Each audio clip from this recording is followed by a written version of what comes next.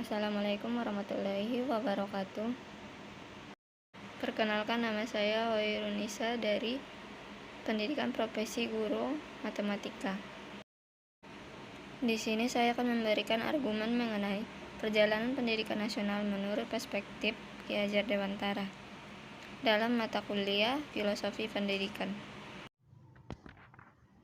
Seperti yang kita ketahui, bahwa perkembangan pendidikan Indonesia tidak dapat lepas dari peran Ki Hajar Dewantara, di mana Ki Hajar Dewantara perannya dalam mentransformasikan pendidikan dari masa kolonial Belanda menuju gerbang emas kemerdekaan dan kebudayaan bangsa, di mana konsep pendidikan menurut Ki Hajar Dewantara yaitu memerdekakan kehidupan manusia.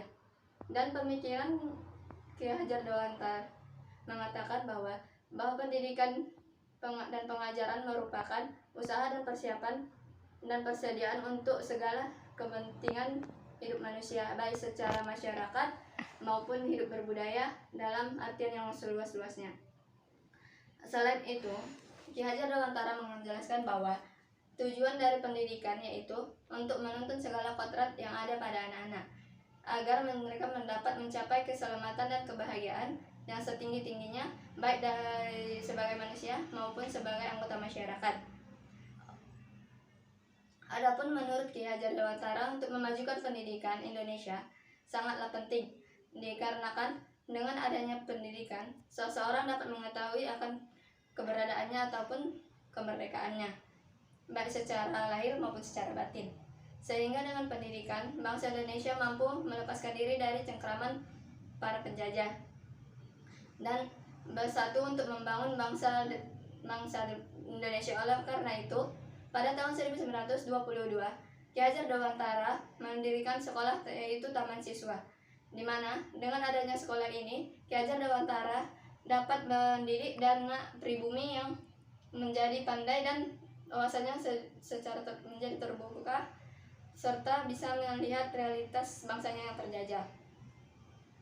Dan pendidikan yang berdasarkan kebudayaan nasional dapat menghindari kebodohan, di mana pendidikan yang ada pada masa kolonial Belanda tidak mencerdaskan manusia, melainkan mendidik manusia untuk menjadi tergantung pada nasib dan bersikap pasif.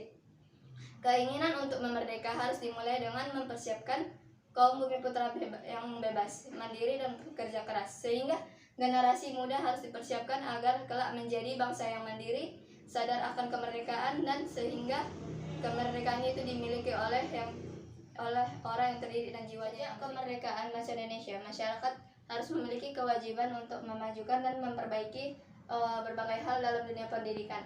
Namun di masa sekarang masih sedikit contoh yang diterapkan di sekolah, dikarenakan juga karena tidak ada motivasi yang cukup untuk mencari pengetahuan sendiri, dan sekarang pun masih banyak sekolah yang berfokus pada nilai tinggi dalam rapot.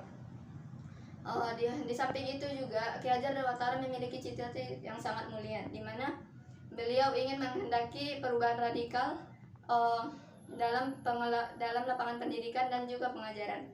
Maka dari itu, diharapkan seorang pendidik juga mampu mendidik peserta didik dengan memegang semboyan dari Ki Hajar Dewantara, yaitu yakni ingasar sung tulodo, yaitu dapat memberikan contoh, ing madya mangun karsa, di tengah memberikan motivasi, dan tutup luri handayani, di belakang memberikan dorongan ataupun dukungan. Dari situ dapat disimpulkan bahwa perjuangan Ki Hajar Dewantara ini merupakan bentuk investasi kepada generasi bangsa, di mana beliau ingin bangsa ini memiliki karakternya sendiri yang sejalan dengan nilai positif yang luhur dan norma-norma yang berlaku. Jika dikaitkan dengan konteks pendidikan sekarang, maka sangat layak dan tepat untuk menggunakan konsep pendidikan karakter yang merdeka belajar. Dan di Indonesia telah banyak mengalami perubahan kurikulum. Dan untuk saat ini, kurikulum yang dipakai yaitu kurikulum merdeka, di mana di dalam metode pengajaran kurikulum merdeka mengacu pada minat dan bakat.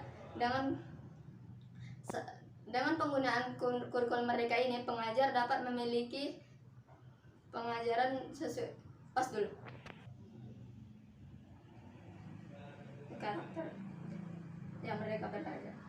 di Indonesia telah banyak mengalami perubahan kurikulum.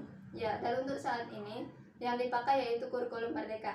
Ya, di mana dalam metode pembelajaran kurikulum merdeka mengacu pada pendekatan bakat dan minat dengan penggunaan kurikulum merdeka. Dengan penggunaan kurikulum merdeka ini, pelajar dapat mengikuti pelajaran sesuai bakat dan minatnya dalam berbagai bidang. Dan dalam pengertian lain, kurikulum merdeka ini merupakan kurikulum yang proses pembelajarannya secara intrakurikuler yang beragam. Adapun ciri kurikulum merdeka yaitu yakni guru dapat memiliki keleluasaan untuk mengakses berbagai perangkat untuk melakukan proses pembelajaran yang berpusat untuk meningkatkan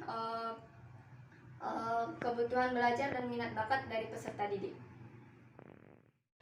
Cukup sekian yang dapat saya jelaskan, kurang lebihnya saya mohon maaf. Wassalamualaikum warahmatullahi wabarakatuh.